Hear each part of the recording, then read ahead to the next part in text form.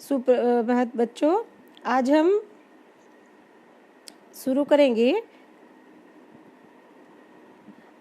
करेंगे समास शब्द रचना। ठीक है, समास यहाँ पर देखो आपका दिया है त्रिनेत्र, है ना। यहाँ पर आप लोगों का दिया है त्रिनेत्र और तीन दिया है और आंख एक बनी हुई है, तो त्रिनेत्र मतलब भगवान शिव। तो इस तरह से जेब घड़ी, तो इस तरह से जो आप लोगों का दिया है दो शब्द, अलग अलग दो शब्द हैं और दोनों शब्दों के मेल से मिलकर कुछ नए शब्द बने हैं और इन दोनों शब्दों का आपस में कोई ना कोई संबंध है। तो समास का अर्थ यही हुआ कि परस्पर संबंध रखने वाला दो या दो से अधिक शब्दों के मेल को हम समास कहते हैं। तो जो पहला इसमें जो शब्द बना, जैसे बैल गाड़ी, इससे जो शब्द बना बैलगाड़ी, उसे सामासिक शब्द या समस्त पद कहते हैं। समस्त पद के दो पद होते हैं, पहला पद को पूर्व पद और दूसरे को उत्तर पद कहा जाता है। ठीक है, और भी बहुत सारे उदाहरण हैं। और जब हम इस सामासिक पद को अलग करते हैं तो इसे कहा जाता है समास विग्रह। जैसे यथा विधि, इसका पहला पद है यथा, उसे कहा गया पूर्व पद, विधि उत्तर पद, जिसे विधि के अनुसार, इसका विग्रह हो गया विधि के अनुसार। तुलसी कृत, तुलसी द्वारा कृत। कमल नयन, कमल जैसे नयन। तो इस तरह से उदाहरण है। समास के 6 भेद होते हैं। ठीक है, पहला है तत्पुरुष, फिर दूसरा कर्मधारय, तीसरा द्विगु समास, फिर बहुब्रीहि समास, द्वंद्व समास, अव्ययीभाव समास। तत्पुरुष समास किसे कहते हैं? इसमें उत्तर पद जो है वो प्रधान होता है और इस समास में दोनों पदों के बीच, दोनों शब्दों के बीच में परसगो मतलब क्रिया कारक का जो विभक्ति चिन्ह होता है वो विग्रह के समय उन्हें लगाया जाता है और सामासिक पद के समय उनका लोप हो जाता है। जैसे जन्म से रोगी, जन्म रोगी। ठीक है, तो कारकों का विभक्ति के नाम के अनुसार तत्पुरुष समास 6 प्रकार के होते हैं।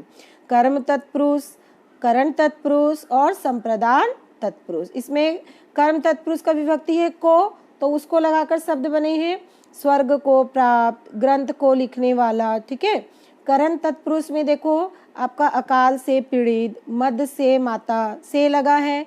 संबंधन तत्पुरुष का है विभक्ति के लिए, इसका लोप हो जाता है। डाक के लिए गाड़ी, डाक गाड़ी। सत्य के लिए आग्रह, सत्याग्रह। उसी प्रकार उसके बाद सत्याग्रह, उसके बाद आप लोगों का अपादान तत्पुरुष आ जाता है। चौथा है अपादान तत्पुरुष। अपादान तत्पुरुष में इसका जो विभक्ति है से, इसका लोप हो जाता है। धन से हीन, जन्म से अंधा, पथ से भ्रष्ट।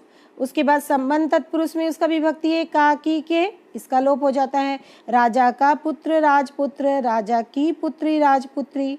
ठीक है, और अधिकरण तत्पुरुष का विभक्ति जो चिन्ह है वो है में और पर। आप पर बीती, कार्य में कुशल, इस तरह से होता है। उसके बाद दूसरा जो समास है उसका नाम है कर्मधारय समास।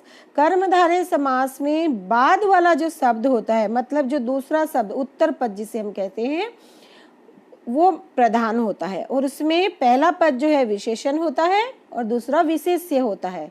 ठीक है, यह एक उपमान होता है और एक उपमेय होता है, अर्थात दोनों पदों में से एक शब्द उपमा दूसरे की दी जाती है, एक को दूसरे के साथ तुलना की जाती है।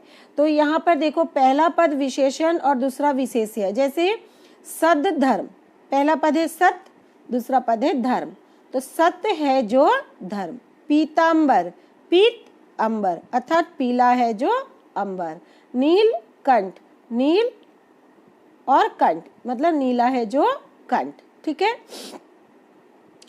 उसके बाद पहला पद विशेष्य और दूसरा पद विशेषण अगर हुआ तो जैसे मुनि श्रेष्ठ, मुनियों में है जो श्रेष्ठ, श्रेष्ठ मुनि। ठीक है, पुरुषोत्तम, पुरुषों में जो है उत्तम, पुरुषोत्तम। ठीक है, उसके बाद अगर दोनों पद विशेषण अगर हुआ, खट्टा खट मीठा, खट्टा मीठा, खट्टा और मीठा है जो। इस तरह से बहुत सारे उदाहरण यहाँ दिए गए हैं, आप पढ़ोगे। तीसरा है द्विगु समास। द्विगु समास में जो पहला पद होता है, पूर्व पद होता है, वो संख्यावाची होता है, समूहवाची होता है।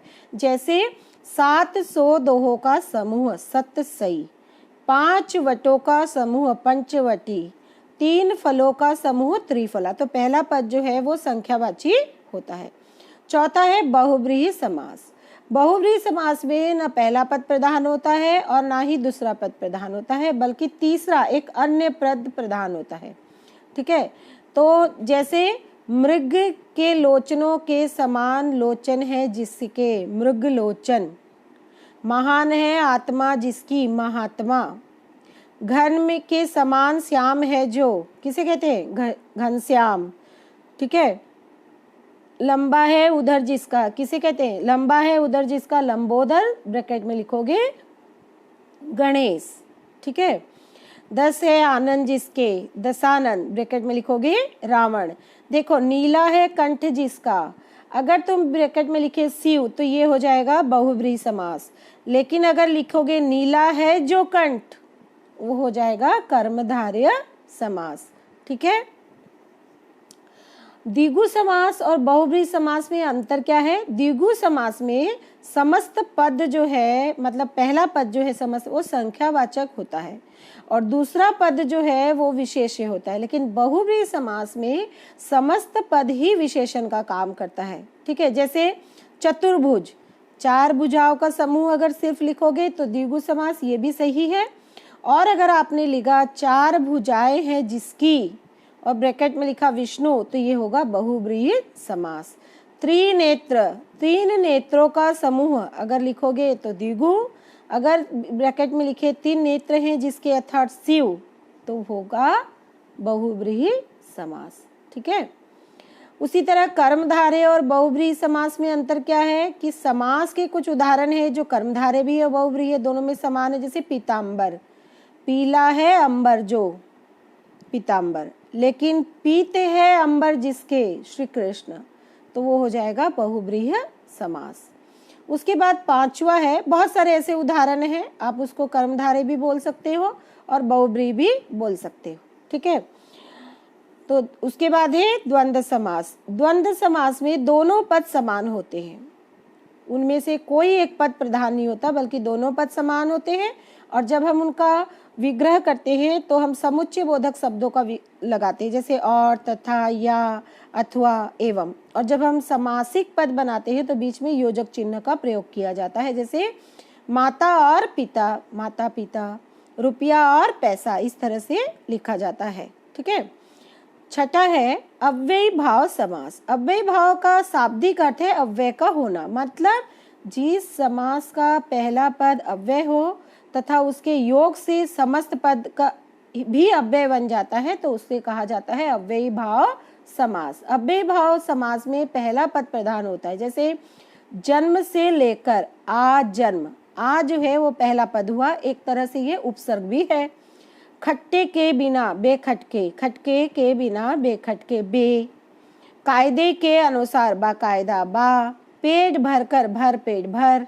जैसा संभव हो, यथा संभव, यथा। तो इस तरह से तो कई बार क्या होता है, एक ही शब्द की 2 बार आवृत्ति से भी अव्यय बन जाते हैं, तो उनको भी हम अव्ययी भाव समास के अंदर कर ही लाते हैं। जैसे रात ही रात में, रातों रात। कान ही कान में, कानों कान। हाथ ही हाथ में, हाथों हाथ। बात ही बात में, बातों बात। तो अब देखो बच्चों, समास और संधि में भी अंतर आता है कभी कभी। तो समास और संधि किसे कहते हैं न? संधि और समास में संधि जो है वो वर्णों के मेल से बनती है, संधि में वर्णों के योग से परिवर्तन आता है। समास 2 शब्दों का मेल होता है, समास में विभक्तियां लगी होती है।